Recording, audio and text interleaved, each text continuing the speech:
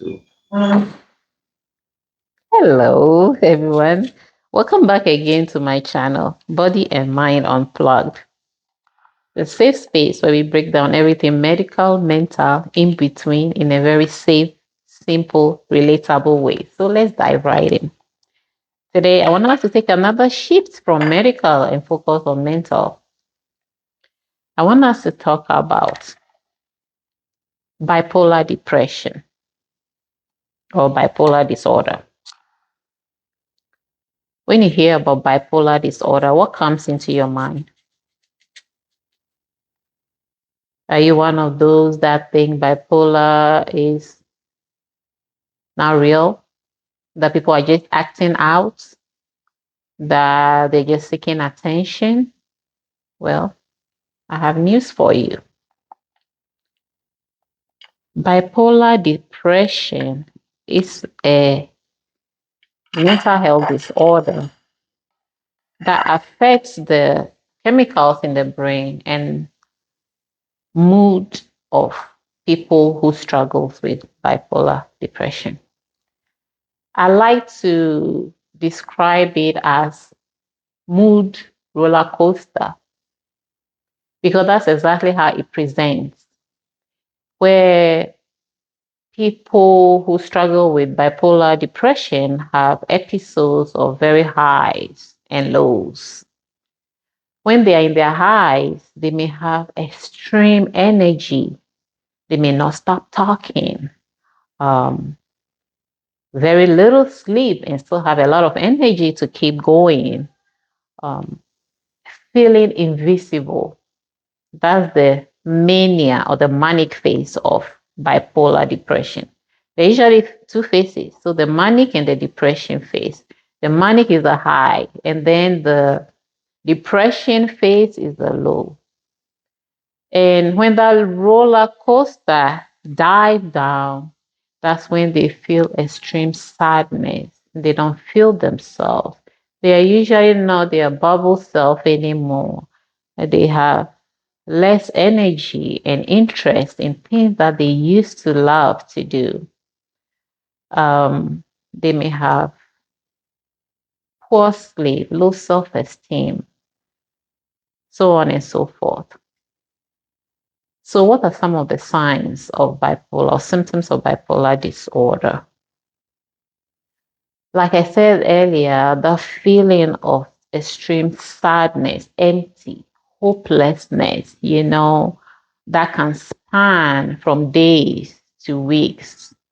So it's not your average, not I'm having a bad day kind of mood now, because this spans longer than I'm just not in the mood today.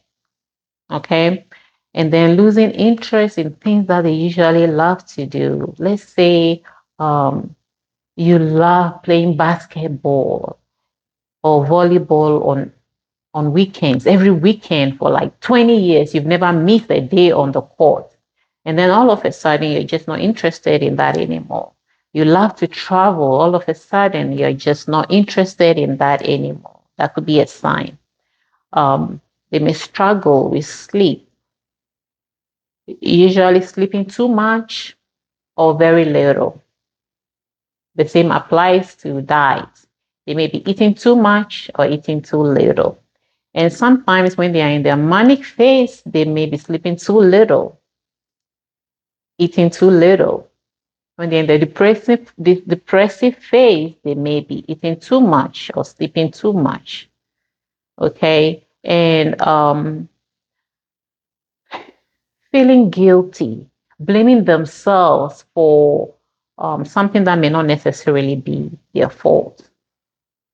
Worst case scenario, the feeling of not wanting to be here anymore, wanting to unalive themselves or believing that the world will be a better place without them. So they just lose that desire to leave.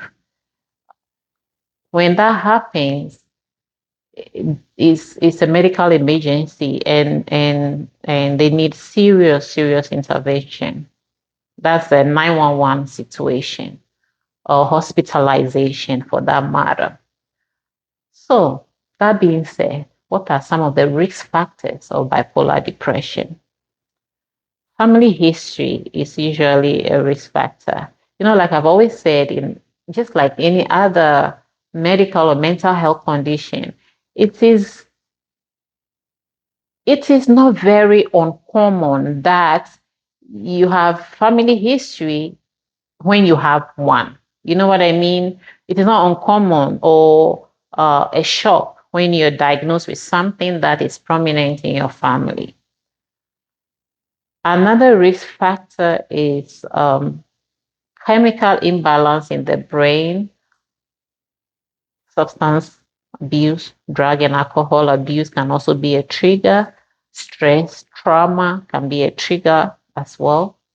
So when you're somebody that is dealing with this, or somebody that's going through all this, it's very imperative that you seek help. Talk to your healthcare provider that will in turn refer you to a psychiatrist or a mental health care provider who can give you proper diagnosis, assess you and diagnose you, or at best rule out that you may have bipolar depression, or if there's something else that is going on. Don't hide in your room and suffer and struggle in silence, because there is help out there.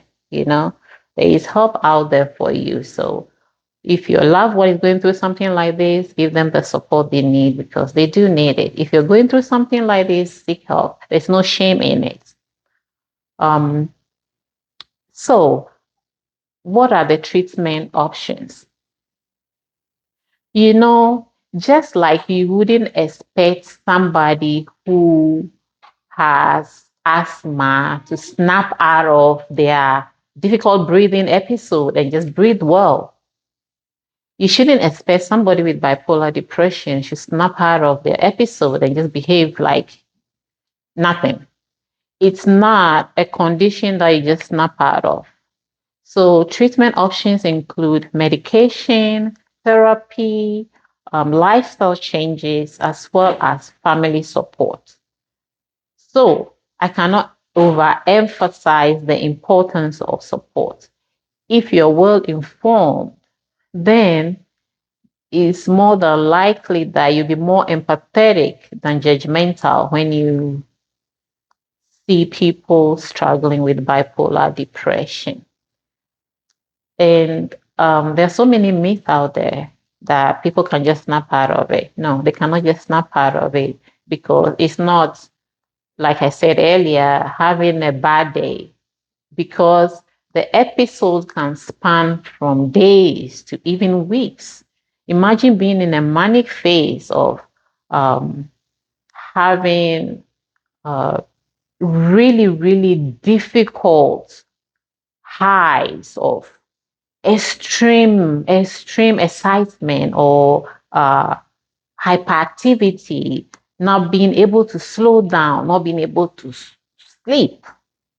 That is spanned through weeks. That's a very, very difficult space to be in.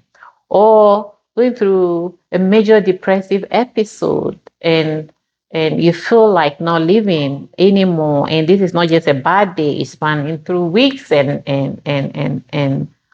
for a very long time.